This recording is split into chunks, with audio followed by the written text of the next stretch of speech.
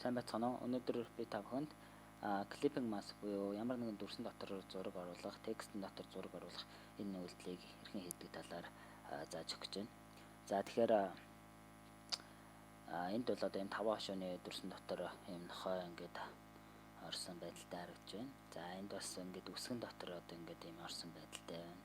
За мөн бас ийм яг дугуй дүрсний дотор ингээд орсон байдалтай байна. За тэгэхээр энэ үйлдэлийг яаж хэрхэн хийдэг вэ гэхээр за би энд бэлэн энэ background маань бэлдсэн юм байна. За энэ background-ын дээр нохойныхон зургийг хуулж оруулаад за нохойныхон зургийг бол хуулж авахдаа бүгднийг ингэ select-лж аваад move tool-ийг аваад зөөгөөд ийш нь ингэ оруулчих болно.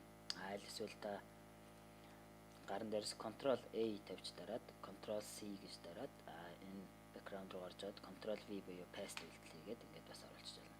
За ингэж оруулсан зургийг Ctrl T дараад жижигсгээд Shift-тэй дараад болонгуудаас татвалыг пропорц алдахгүй жижигсдэг байгаа. За ингээд enter гээд үлдээд байна. За тэгээд энэчээсээ та одоо ямар дүрсэн дотор нохойгоо оруулахыг хүсэж байна.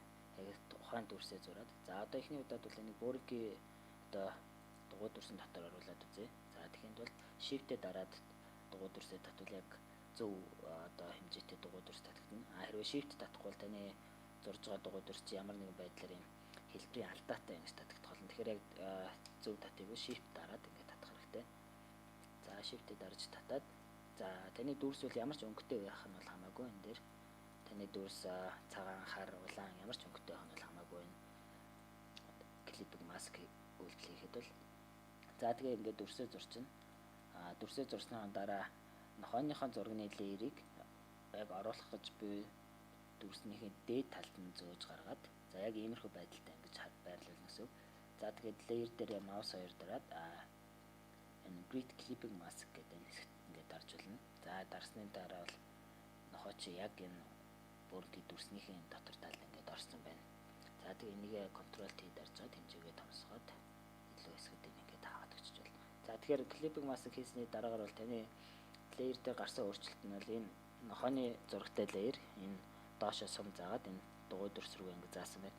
Энэ болохоор одоо энэ зурагч нь энэ дүрс рүүгээ ингээд орсон байднаа гэсэн ерөнхийдөө үйлдэлийг чинь ингээд харуулж байна гэсэн. За хэрвээ та энэ зураг буцаад гаргахыг хүсвэл энэ дээр маус хоёр дараад release гэдэг ингээд буцааж гаргаж болно.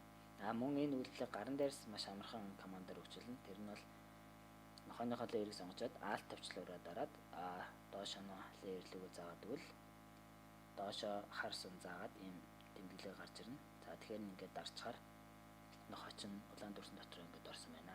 За энэ үйлдэлээ мөн бас дахиад автаад ивэл нохой чинь буцаад гарах нь байна. За энэ мэтлэнгээр маш амархан хийж болно. За мөн текстэн дотор оруулж бичих бол бас яг ижлэх. Яг сайн үйлдэлтэй бол яг ижлэх үйлдэл байгаа. За одоо энэ чинь жишээ нь ингээд бичлээ. За dog гэж бичлээ англиар. За тэгээд энд би бичиг маань байна. Тэгэхээр layer-ийн байрлалаар ерөнхийдөө ингэж харагдана. Бичиг маань доор нь орох гэж байгаа зураг маань дээр нь. За тэгэхээр дээдлийнхэн зургийг сонгож alt дараад доош нь яг энэ хоёрын гол даваачаад дарлаа. Тэгэхээр хойч яг текст дотор ингэж орох нэ. За та бүхэн энэ аргыг яг туршаад дагаад хийгээд үзээрэй.